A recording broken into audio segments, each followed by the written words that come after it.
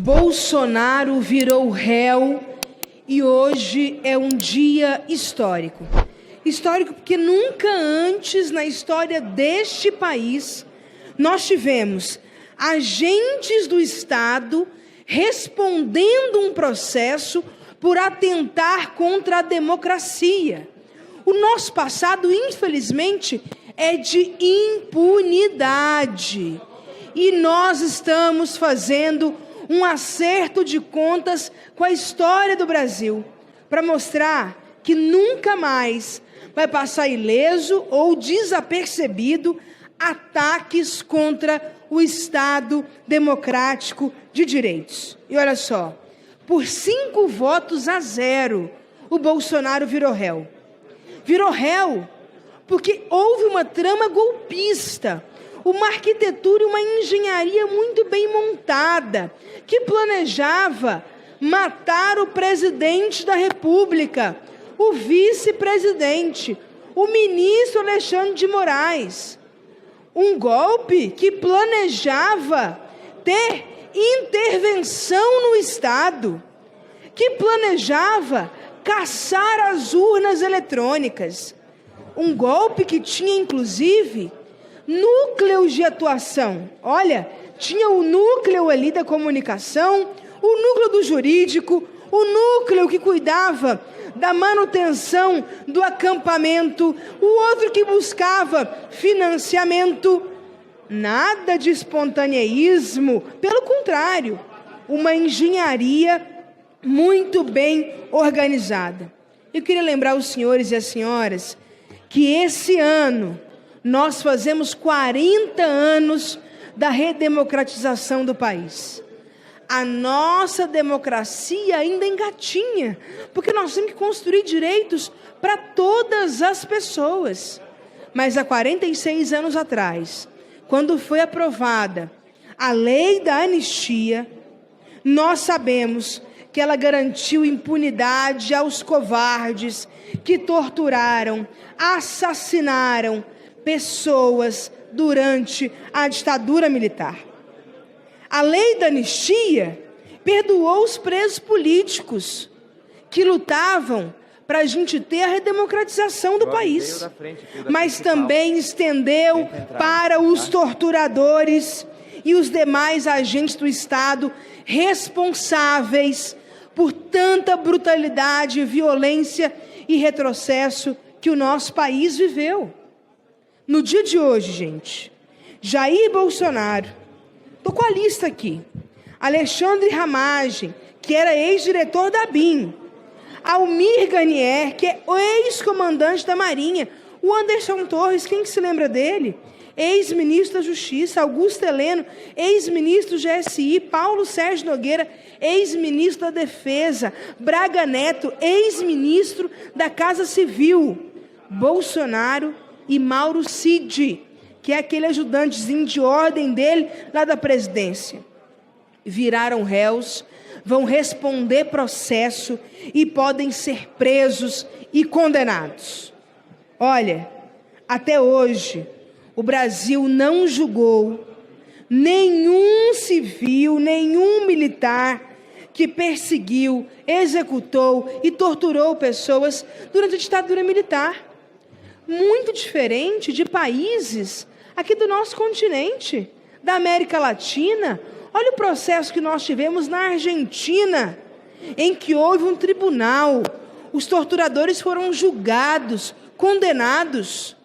Até hoje, os filhos de Vladimir Herzog, Zuzu Angel, que estiveram na primeira fileira do julgamento do Bolsonaro. Olha, o passado e o presente, frente a frente, poderão ser testemunhos desse momento histórico que nós estamos vivendo. Essa decisão é, sem dúvida nenhuma, um antídoto para que essa ala da extrema-direita pense 2, 3 vezes mais antes de cometer crime. Eu acho que num dado momento do governo, subiu para a cabeça e eles começaram a pensar que podiam fazer tudo, que passariam ilesos, porque não tem lógica o tamanho do esquema que foi armado para dar um golpe nesse país. Até minuta de um golpe foi encontrado um texto que era o rascunho para poder darem golpe de Estado nesse país. Tem que servir de exemplo para que as futuras gerações também entendam a importância da democracia que nós estamos lutando para poder consolidar de fato na nossa sociedade. Não dá mais para ter impunidade. Foi muito importante hoje a primeira turma do STF formar maioria para poder tornar o Bolsonaro réu. E percebam, eles ficam com esse argumento de que não teve arma. Como não teve arma? Usaram os próprios móveis do STF como arma. Usaram as portas da Câmara como arma. Eu estive aqui na Câmara no dia 8 de janeiro à noite, depois da confusão, para ver como é que estava a liderança do meu partido. A liderança do PT foi completamente destruída. Além de quebrarem tudo, ainda atearam fogo na liderança do PT. Foi um ato violento. Eu andei pela Câmara e eram objetos quebrados por todo lugar. Ainda tinha bombas caseiras que a polícia estava vindo tentar desarmar e saber o que era aquilo.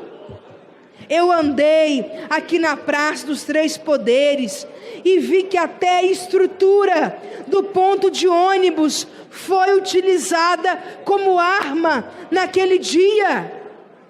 O que eles não esperavam é que teria uma ação rápida do presidente Lula, do Ministério da Justiça, uma resposta que foi dada no mesmo dia, com o presidente Lula descendo a rampa, com ministros, no outro dia com governadores, mostrando, aqui não, aqui tem presidente da República.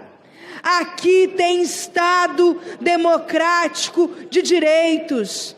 Aqui tem os três poderes constituídos na Constituição Federal.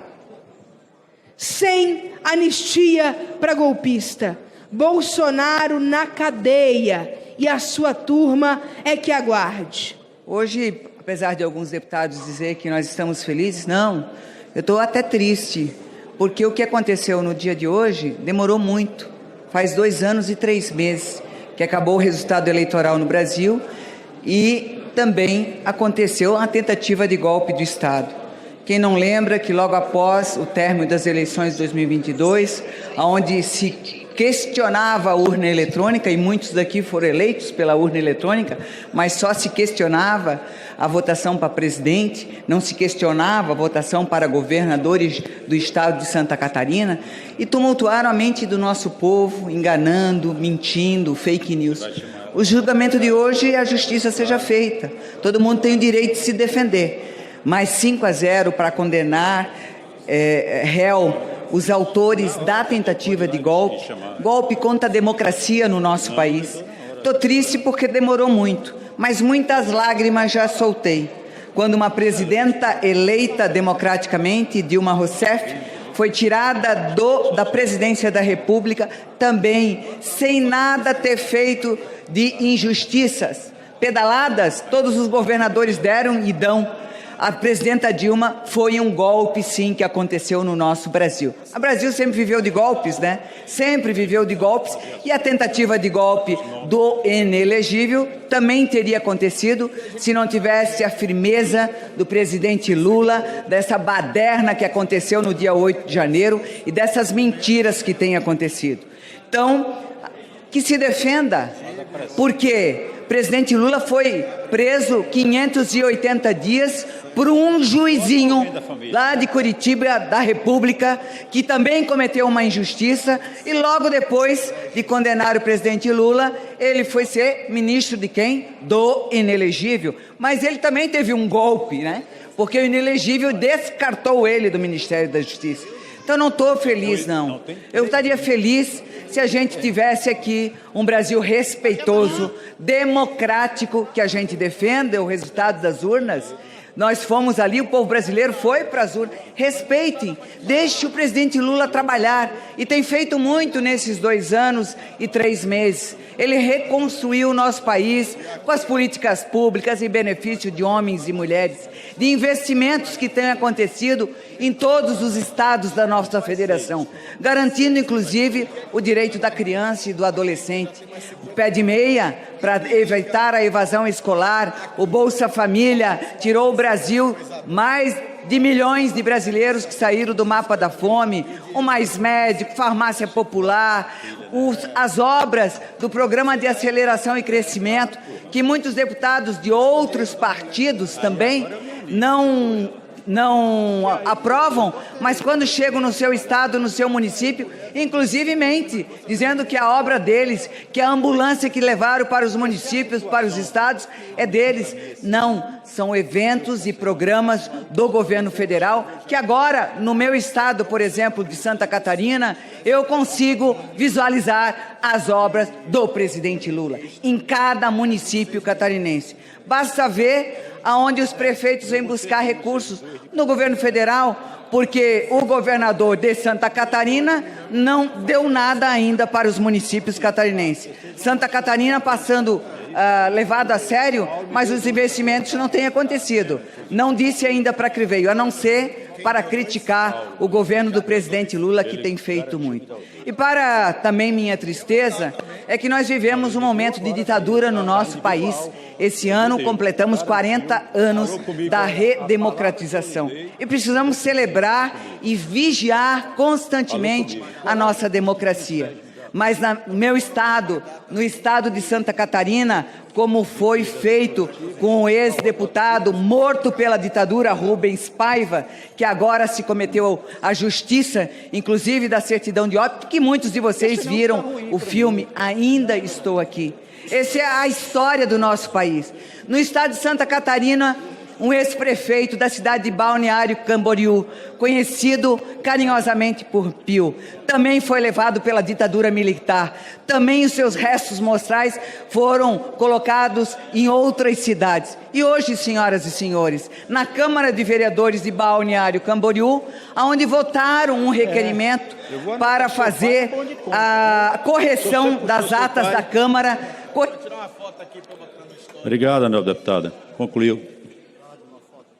Para concluir, por favor. Inclusive a injustiça cometida pelo ex-prefeito Pio. Pasmem, quase todos os vereadores votaram para fazer essa justiça. Apenas um fascista, Jair Renan Bolsonaro. Apenas ele votou contra o requerimento para a justiça contra o ex-prefeito e a família do prefeito Pio. Falo hoje o acontecido em que pensam que nós estamos batendo palma ou rindo pelo acontecido. Mas nós não estamos fazendo isso, até porque nós buscamos justiça e a justiça está sendo feita. Bolsonaro vai ser investigado, vai ser julgado e aí a sentença é por conta dos juízes. Não é possível que essa casa esqueça o que tem acontecido. A história nos mostrou que anistiar golpistas e abrir caminho para novos ataques à democracia brasileira. Foi assim no passado, os sinais de alerta já foram dados no presente.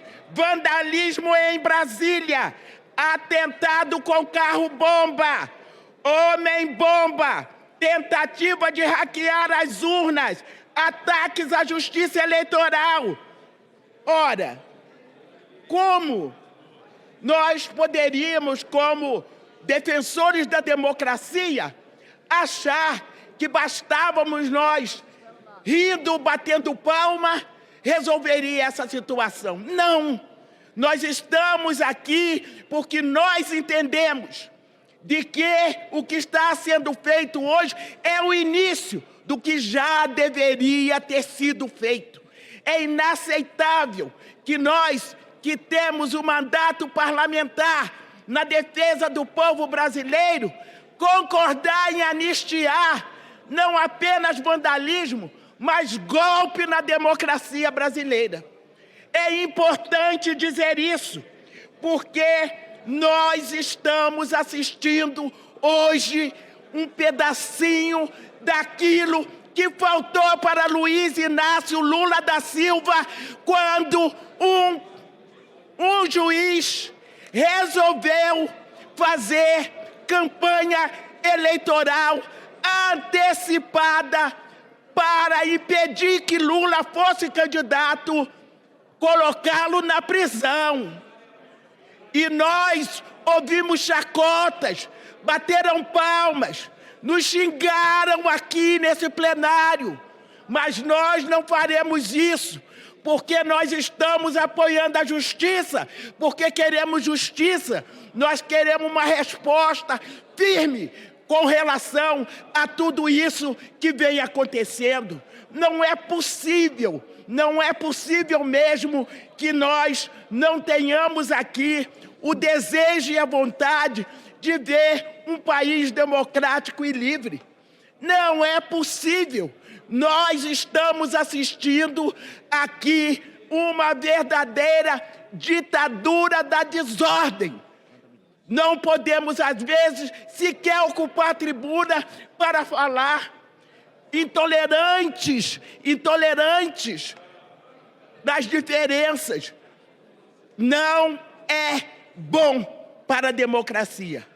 E hoje nós vamos começar, sim, a pensar que o Brasil tem jeito, que haverá justiça, porque ele será investigado, ele será julgado, depois de julgado, a sentença, ele cumprirá na prisão, mas legalmente, sem nenhum autoritarismo, com tempo suficiente para que ele possa provar que nada disso que aconteceu, ele tinha a ver com isso. Mas todos nós sabemos que o Brasil precisa cada dia mais ser responsável para garantir a democracia brasileira, garantir o contraditório, garantir a defesa. É isso que está acontecendo, não tem nada de anormal. Não vamos precisar soltar ratinho, não vamos precisar colocar bandeiras e mais bandeiras para sair falando, batendo palma e dizendo ele está preso. Mas hoje nós tivemos a justiça brasileira. Senhor presidente, você me deu 5 minutos. Para concluir, deputada. Eu tenho 3 da minha inscrição. E eu quero concluir. Vossa Excelência pode concluir o mandato. Pode Meus concluir 3 o minutos. discurso. Sim. Muito obrigada, senhor presidente.